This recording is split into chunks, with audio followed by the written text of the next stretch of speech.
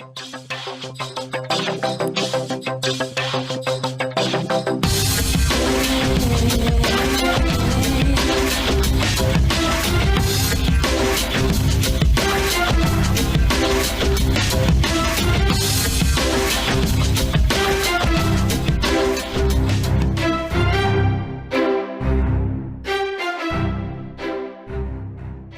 to the CareerMetis Podcast. I'm your host, Nisar Ahmed.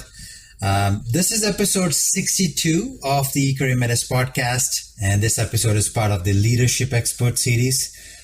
In this particular series of over the last few episodes, I've brought on guests who are leadership coaches, leadership consultants, and they have actually discussed ideas and strategies that you can use to take your career to the next level. And if you're looking to hone your leadership skills, this series and this particular interview would be very much useful to you. And for today's Leadership Expert Series episode, I am interviewing Joyel Crawford, and her business is called Crawford Leadership Strategies. Hey, Joyel, welcome to the podcast. Thanks for having me, Nisar. You're welcome. And before we get on with the introduction, the first question I always ask my guests is where they are calling from. So can you tell us where you're calling from? I'm calling from Philadelphia, Pennsylvania. I'm sure people listening to this, especially if they're listening from North America, most people know where Philadelphia is. So it is one of the largest and most prominent cities in the United States. Could you share with us a fun fact or something interesting about Philadelphia that most people do not know unless they've been there? You know, I found out this fun fact recently is that Philadelphia was originally the capital of what we now call the United States of America, but it was originally the first capital because that's where everything was happening and going on during, the Declaration of Independence, the American Revolution, and all of that. So I thought that was very interesting. I thought that Washington, D.C., I never knew that Washington, D.C. wasn't the first capital. But when the colonies were all coming together, that Philadelphia was the capital. And I was just like, I think it's, personally, since I live here, I think it should still be the capital. But I'm just a little partial. That's interesting because I personally did not know it was the first capital. I know, I consider myself a history buff. I love learning about history and what are things that happened in the last 200 years. I know that Philadelphia carried a lot of significance initially when the country was formed, but I did not know it was the first capital. There you go. That's why I ask these questions. So I learned something new as well. So the next question, obviously, myself and the audience included would love to learn a little bit more about you. So if you can start us off, tell us a little bit about your journey and how you came about starting Crawford Leadership Strategies. So I honestly did not have dreams of becoming an entrepreneur. I will tell you that. It kind of fell into my lap in an interesting kind of way. I worked for 18 years at Verizon Wireless and a variety of different positions, primarily in human resources and learning and development, running the leadership development program there. Probably within about, I would say, 10 years, 13 years in, I was starting to feel antsy and felt that my vision and values were starting to kind of misalign with what the company was going with. And I wasn't able to reach other opportunities that I was exploring. And my dad always told me, he said, when they stop promoting you, it's time for you to go. And so I was exploring all these different opportunities and looking at different career paths.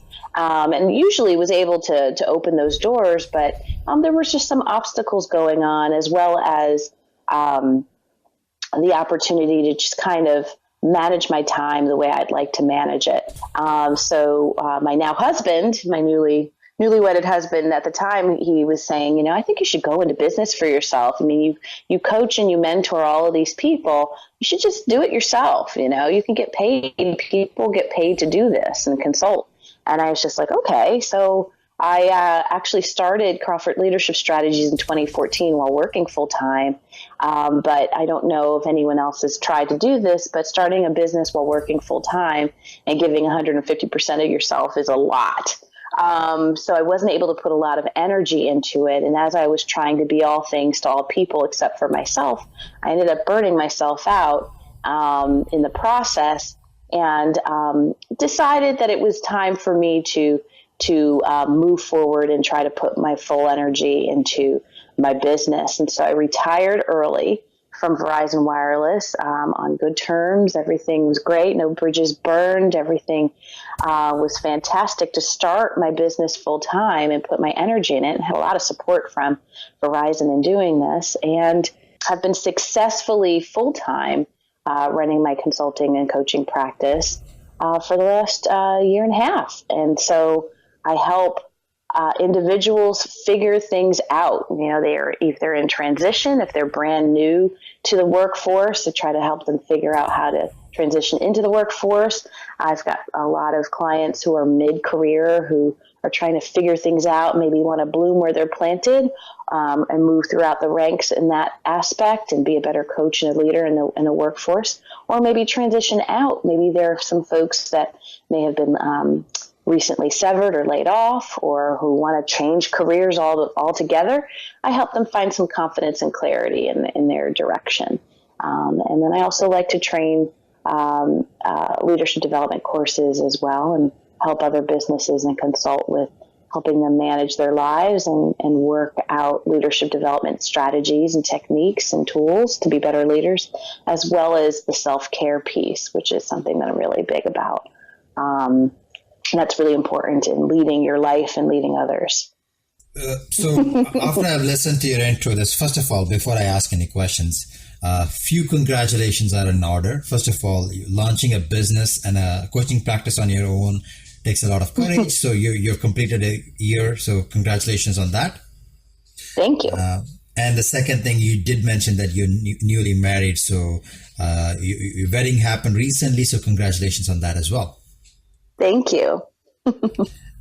I want to go back to two of the things that you mentioned in your introduction. And this, I wrote this down. When you said your dad told you that when they stop promoting you, it is time for you to go. I know the focus of our conversation is leadership, but I think that's a great career advice for anyone. And I was hoping if we can expand on that for a little bit before we move on to leadership. Yeah. So I think there's two pieces to it. I think that there's a huge piece of responsibility in managing and driving your career. There's some folks kind of expect that because they've been in a place for a long period of time that they are entitled to be promoted because they've been there for long periods of time. And I think that that's a mistake. So there's a lot of ownership and accountability and self-driven motivation to promote yourself, and create the career path that you want in driving that career. But there's also the piece of the opportunities for growth. And when you're looking at it, an organization, maybe potentially trying to move into an organization or within the organization that you're in, if there are very few opportunities to grow within that organization and develop, that's something to take into consideration. And that's what was happening. I was just, I wasn't able to grow anymore. I had kind of explored knocked on as many doors and opened as many paths as I possibly could. And it ran its course. And so when you outgrow something, or when you've created a path and there's no other options to choose, it's time for you to move on. It might be an opportunity for you to explore other opportunities outside of where you are. And it's great advice. I mean, it was terrific advice, but I definitely didn't sit, kind of like at a diner counter waiting for people to promote me. I completely hustled, and those are the things that I talk about with my coaching clients, is that you own your career, you drive it. You're, as a leader, you're supposed to help your team out and help them navigate like a GPS, like you're the person that helps them recalculate their route. But, as you're driving your own career, if, those doors stop opening, it's up to you to continue to start figuring out how to open them. And it might not be in the same place where you started. I love that quote, actually. I don't know if you intended it to be a quote. If the doors stop opening, it's up to you to make sure that you open new doors. Or that is well said. Thank you. So now moving on to the topic of leadership. And before we get into the nitty gritty and your recommendations and advice, I've heard everyone I've spoken to give me a different definition of leadership. So I'm curious to know, if someone stopped you and asked you what is leadership, how would you respond? Wow, that's a good question. When I think of leadership, I think of two things. I think of servant leadership, and I think of and I also think of legacy. And I know that sounds weird because when I think of, when you see a leader, you're not like legacy, like what are you leaving behind?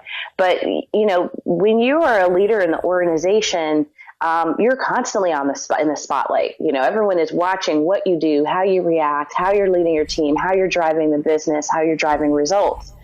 And, the most important part of a team when you are a leader are your people. And a huge part of that is how what kind of positive shadow you're casting on others as you're leading your team.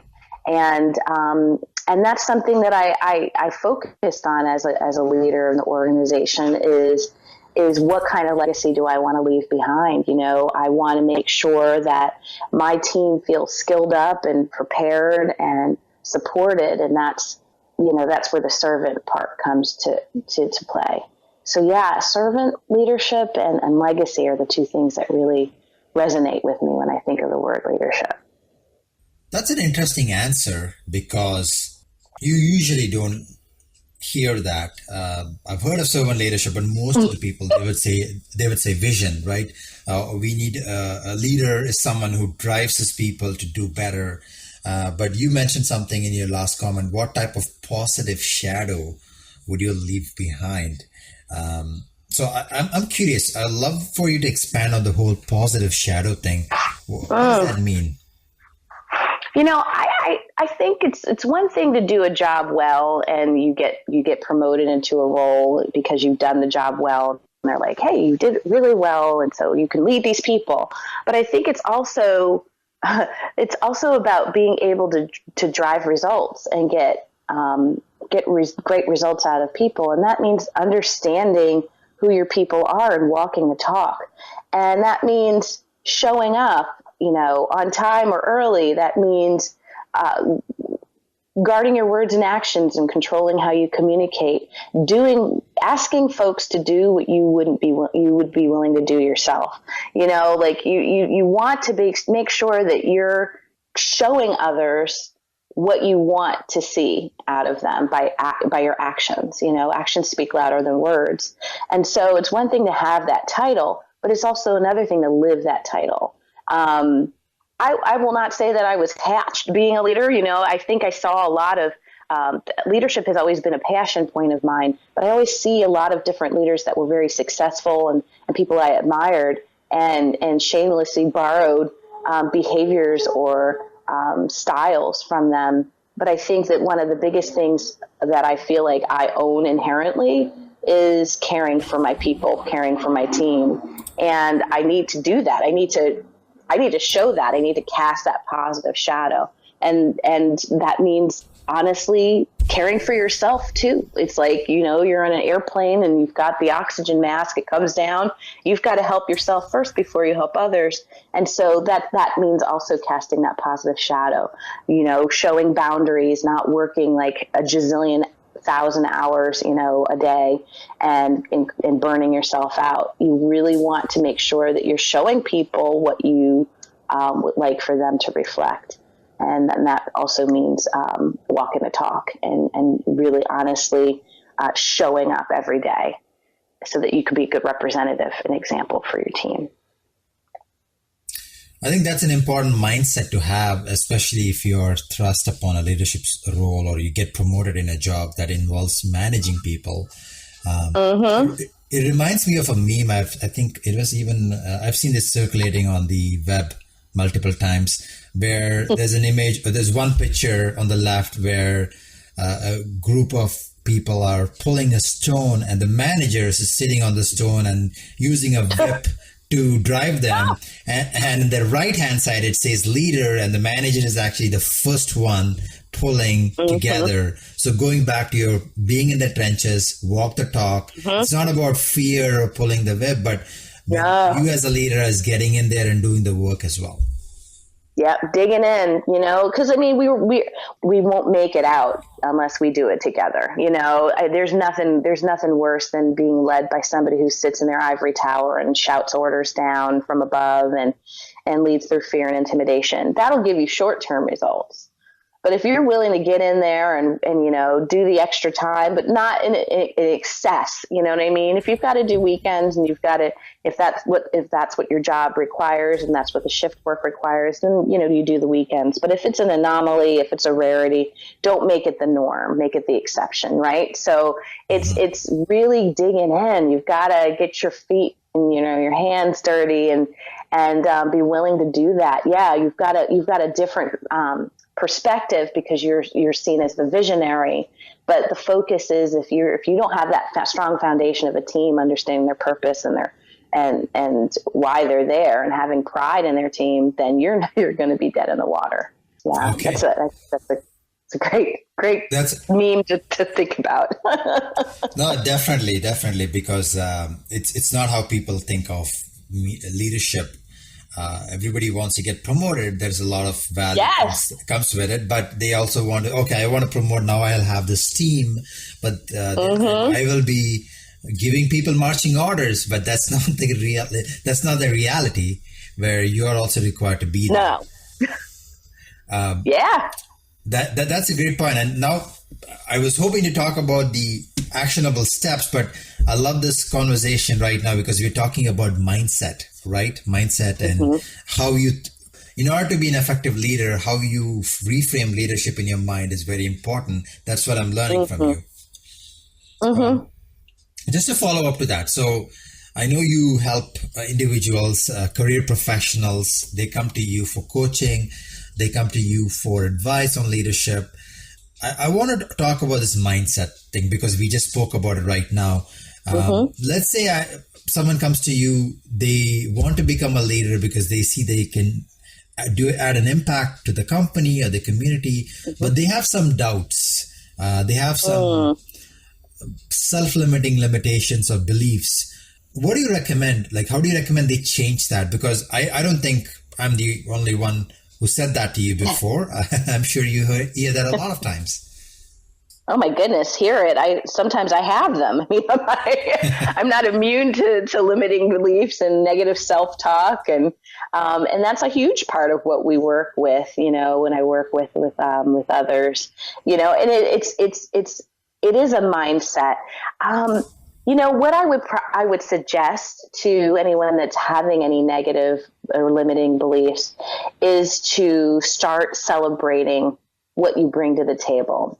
And so what I mean by that is celebrating every success that you have, everything that each day that we wake up and we're blessed with another day. It's a day to make a difference. So what are we celebrating?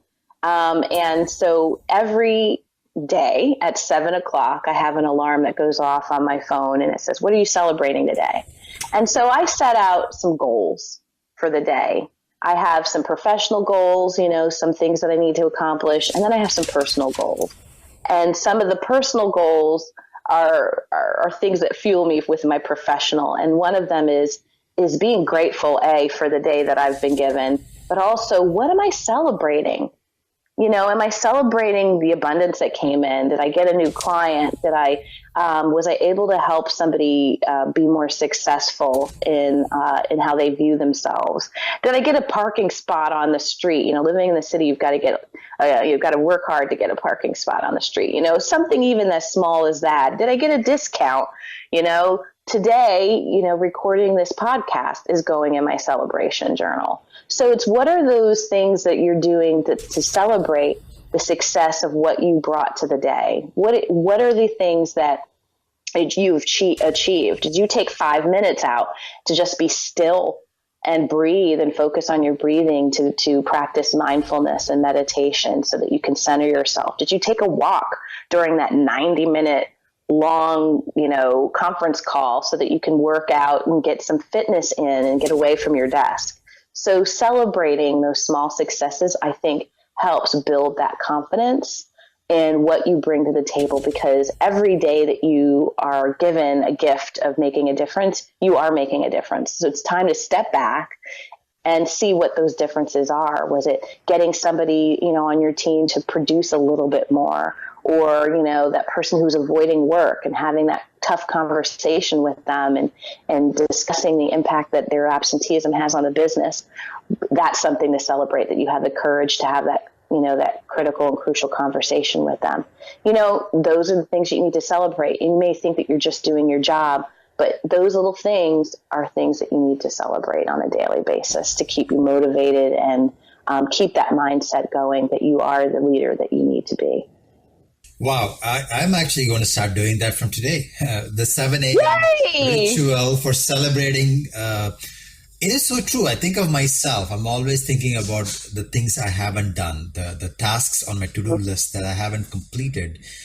Rarely, I think, stop and reflect and celebration. So that's something I intend to do. That's actually a great thing. What I learned, the lesson here that I learned, Joyel, is instead of trying to eliminate your self-limiting beliefs or doubts, try to overcome that with having the celebration ritual. So instead of just talking about what you're not good at, always try to build your confidence by the celebration ritual that you mentioned. Yes. Because then it makes you a little bit more stronger, and it drowns out that negative stuff. Because that negative stuff, those are your self-limiting beliefs. You've got I'm reading this great book by Gay, I think his name is Gay Hendricks. I'm looking at the book right now. Yes, it's Gay Hendricks. It's called The Big Leap. And it's about upper limits, and getting out of your fear, and some of these things, these stories that we tell ourselves come back from way back deep down in the pit of our growing up and how we were raised, and stories that our family tells us without even really telling us. And we've just got to get out of our own way. And so it's stepping back and asking yourself, if you're having that negative belief, I'm a horrible leader and I'm lazy and I don't do anything and I just don't, I'm not going to accomplish anything, or, this team's never going to, get out of the pits of despair. Those types of things are just negative things that you're telling yourself. You've got to ask yourself, is this rooted in reality? Is this really true? Obviously you would not be in the position that you have as a leader if people didn't believe that you had the skills and the talent and the drive to do what they hired you to do. Right. So it's you've got to get out of your own head and realize, what, they hired me to do a good job. They know I can do a good job. I've done a good job. Maybe it means I need to reflect back on that celebration journal and see what I've done and track and trend all these things. But I can do this. I can totally do this. And you'll find that you're able to talk yourself out of it. Maybe even practicing a mantra, I got this. I remember a client of mine, I was just you rock, you've got it going on. You've got mad skills. That was her mantra. I've got mad skills. So it charged her up, it was her, theme, topic and way of getting herself charged up. She did have mad skills. She does have mad skills. And so you need to celebrate that. Another key piece of information I got from what he just said is if someone hires you or promotes you, that means they've already seen that in you. So if someone else trusts that you'll do the job, you should stop the negative chatter and do it, because I think that happens to all of us. When we're trying to do something new or try to become a leader, the people outside of us, I mean, that is people other than us, ourselves, they see more in us than sometimes we see. So that is, if that is actually a good lesson. If they hire you, if they promote you, they believe in you, then you should start doing that for yourself. Right. Don't make them want a refund. Like just, prove it. Show your work. Get to work. And if it means, getting yourself skilled up and going to extra classes, maybe it means going, and shadowing somebody who's on a higher level, or spending a little bit more time understanding the policy, or the sales, comp structure, whatever it is. Maybe it means you might have to put in a little bit more work to do it. But, one of the people I used to mentor taught me this lesson. She's like, go towards things that scare you, take on those projects that freak you out, because those are the things that are going to help you grow and stretch. And I think that was a great piece of advice. And, you learn more things from the people that you end up mentoring than the vice versa. Right. So, even that, throwing yourself into helping other people will help you see a little bit more about yourself as well. Mentoring others. You may not think you know a lot, but you definitely know more than the person that's trying to come up in the business. And so maybe you can, share and pass those lessons learned on as well. So now we spoke about the mindset, and I've been taking notes. I've been writing things down. This is amazing. Now you mentioned about, you mentioned briefly about what are some of the things people can do. And I want to spend the rest of our time talking about that. So let's say you decided to get promoted, or you decided to become a leader. What are some of the actionable steps that a young professional or anyone in their shoes do to move ahead with their leadership career? Well, I think the first thing is to really truly understand the expectations and objectives of what's being expected of you. It's one thing to see the job rec and, kind of understand that from the perspective of the hiring manager, but to sit down with your direct manager, leader, associate director, president, whoever it is, whoever's superior, I don't know who's above you, and find out what the expectations are of performance, so that you have an idea, you can get your targets and your goals together and build out your strategy. The second is get to know your team as soon as possible. If you have direct reports, set up one-on-ones. I also would suggest how I like to be coached for them. I used to provide that to my team members, and it's just basically a small one-page questionnaire on how do I like to be coached? What kind of communication style am I? Do I like to be recognized, in public? Do I like to be recognized in private? What's my frequency of communication? What are my career goals? Those types of things are very important to get to know what makes your team members tick, because one size does not fit all when you're coaching them. And when you can develop a relationship, and again, just like you did with your direct manager, figuring out what those expectations they have of you and setting those expectations you have of them. So maybe reviewing the performance and appraisal and development form that they may have in place, or setting expectations of how you would like to work with them, getting their take on how the team works or has worked if you're just newly adopting them, or if they're your peers. That's even that's a whole nother podcast of how to work with peers of yours. But get to understand your team and how they work. So that's really critical. So the closer you are with understanding how the team ticks, and getting folks together and collaborating and making sure that you guys work together for that common goal is key. Also, understanding your business partners. When you get into your role and you're supporting different clients, figure out who they are, meet with them, reintroduce yourself, because most of the time if you're promoted, An announcement may be made. Sometimes an announcement isn't made, but reintroduce yourself. Set up a one-on-one with each client to talk about what their needs are, where they are, instead of from an assumptive perspective. Really get to know and understand what makes them tick, how they like to work, and getting to know what their needs are of the business so that you can execute on their goals and their desires as well. It doesn't stop. Your interview does not stop as soon as you get the job. People are continuously looking at you under a microscope, and it's so important as a new leader, how you react to things. And another thing is to remember that this isn't, don't get too comfortable. This isn't the last stop. What's your plan? How, where does this fall in your plan? And if you haven't, you should create a 30, 60, 90-day plan of how you want to execute on the needs of the organization and the business, and making sure that you communicate that with your team and with your leadership.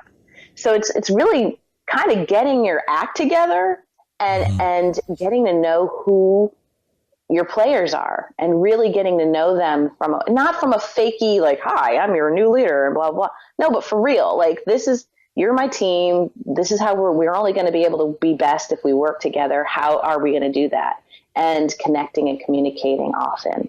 Hiding behind your desk and, I'm too busy, I'm trying to learn my new role. That is not going to win you favor with your team or with your clients. You got to get in there and just jump in there and hit the ground running with just getting to know the people that make things work. So one thing I learned from your last answer is expectations is like your game plan or a roadmap, because you can work backwards. If most times they will give you, sometimes they may not. So it's better to understand what is expected of you. And you're right. And I think that is the microscope analogy is so true. When people start in a new role, they are being watched, especially in a leadership position. So that's why having a 30, 60, 90-day plan will help them with that.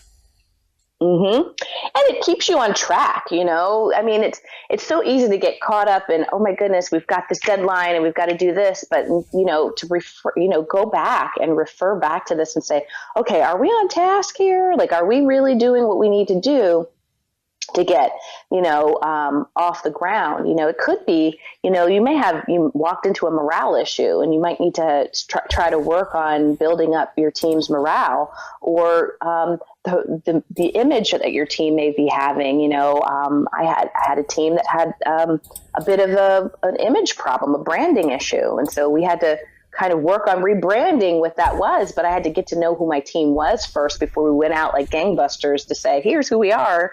And here's what we have to offer. So it's just, coming up with that strategy and making sure that you're on task will help you stay on target too. And it makes you look more organized, right? Here you are, a leader of a new team, and now you're like kind of just using the spaghetti method and throwing whatever the issue is on the wall and seeing what sticks. That's not going to be very successful for long. You can't keep that up for a long period of time. You got to have a plan and be able to revisit that plan and keep track of it. I was really OCD when I was a leader. I had a log of quarterly accomplishments, color coded to the goals of the organization and what I was being measured against, and my performance appraisal and metrics, and who I was mentoring and what classes I took and taught and what my team members did from an accomplishment standpoint. I had that Excel spreadsheet open every day.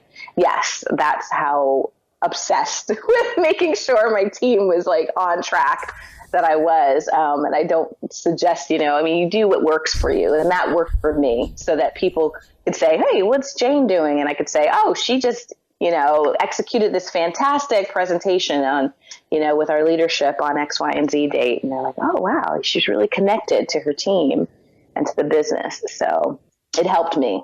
But use what helps you, have some type of guideline or roadmap or something that you can utilize so that you look like you know what you're doing, and you actually do. Oh, trust me, I don't think there's anything wrong with being OCD. I measure everything. And like, I sometimes say to people, Microsoft Excel, like, I love it so much. If it was a person, I would marry it. And even though it looks from the outside like OCD, it helps you stay organized. And people do not have to use that. There's software out there. I've seen people using a notebook, whatever works. But the lesson here is if you don't measure it, like Peter Drucker says, if you don't track something, nothing. What gets tracked gets measured, gets improved. So if you don't track and measure it, it won't get improved. So no matter what, use it. No matter what method, just use something, right? Something. Yep. Use something. I mean, because there's nothing worse than getting caught out there and you're at like an ops review or something and you're meeting with higher level leadership and they're like, so how's everything going?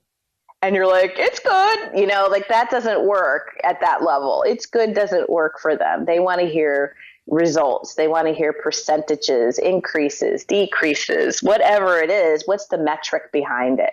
We were able to get 29% of our population into this class before the deadline or whatever it is. Whatever your metrics are, you should be able to speak to that high level at a moment's notice. So know your business. You've got to be able to speak to it like, as a reflex.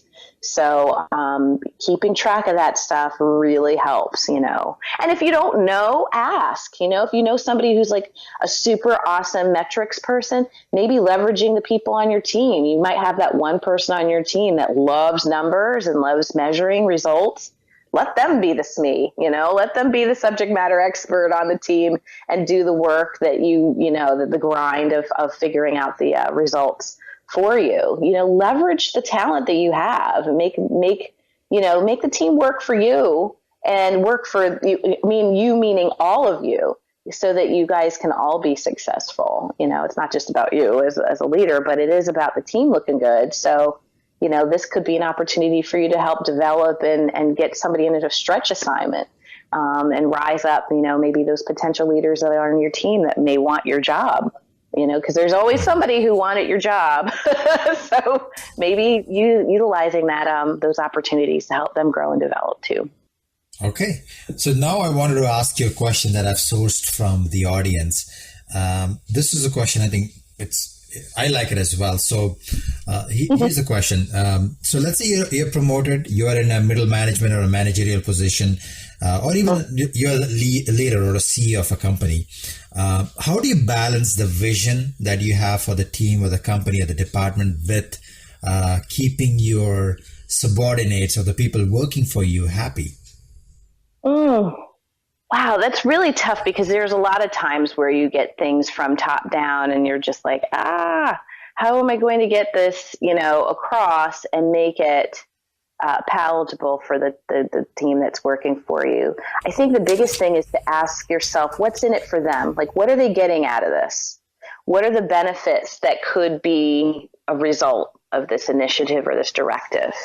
So come up with a communication plan that helps them understand what's in it for them. Because really, whenever you're communicating with any kind of audience, whether it's your team or a general audience, you've got to share what's in it for them. What's the value? What are the benefits to them? And then also, what's the impact to the business? Well, why did the business decide this?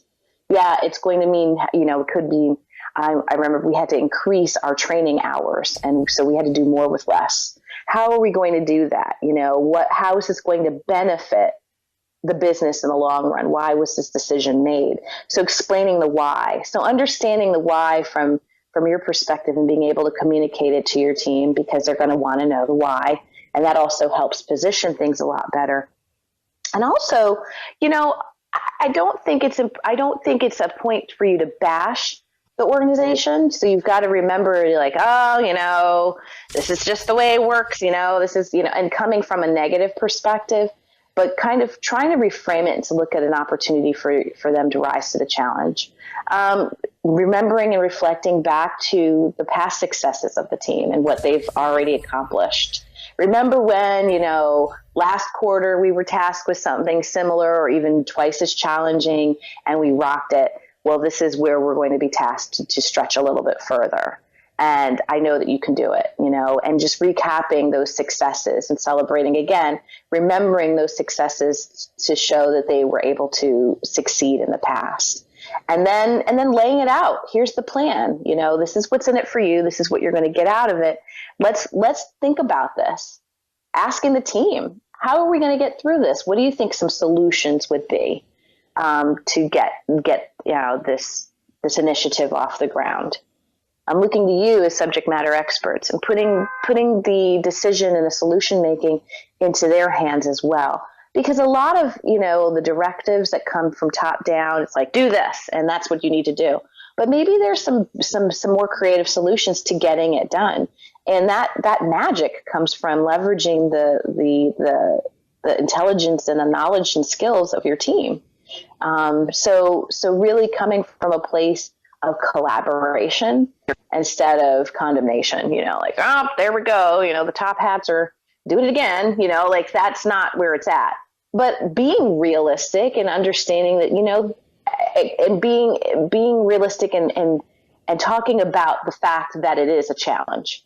I think that that's important because that shows your human side, right? So it's saying, this is tough. I know this is going to be tough. I don't really like having to discuss this either, keeping it real from that part of the direct messaging, but also really incorporating your team in the solutions of trying to make this better and initiating it, because it is what it is. But a very wise friend says it is what you make it, right? So this is where we are. How are we going to fix this together? That's an excellent answer. So it's based on your goal is to balance the news with also putting a positive spin on what's in it for them, what's in it for the people working for you. If they do this, if they go out and spend more time, if they are pushed to learn new skills, what's in it for them? So that's actually an excellent answer. So thanks for sharing that. Thanks. The last question I have is more of a personal question for you.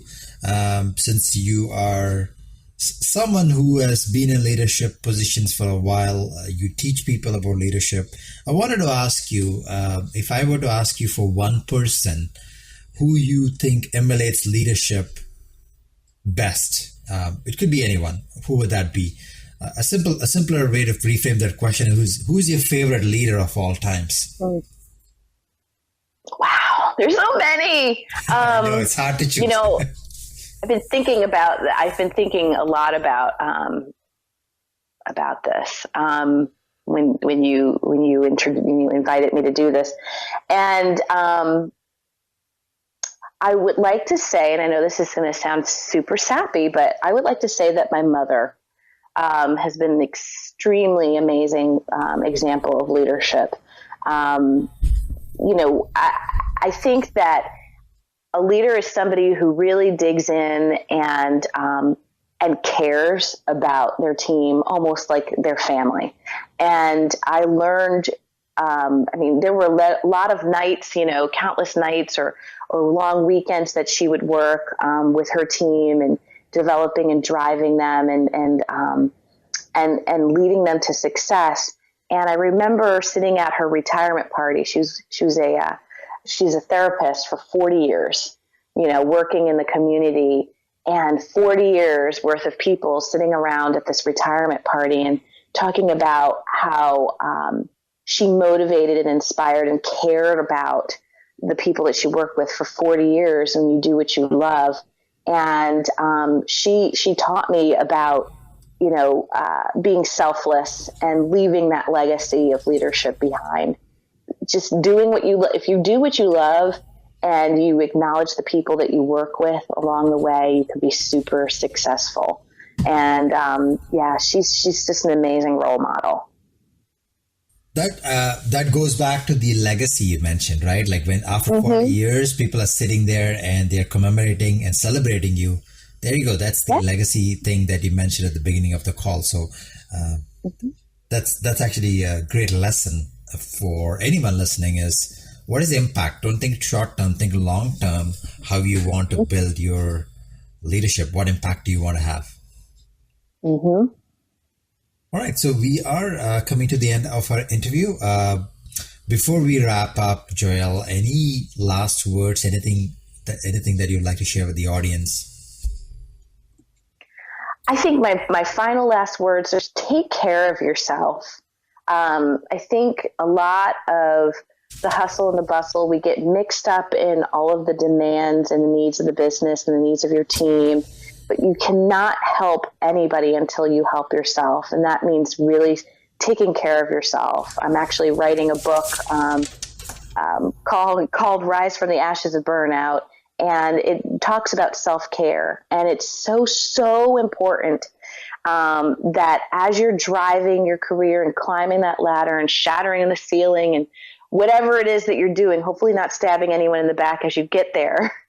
But I think as you're pulling people up, take care of yourself. That means taking vacation that's accruing.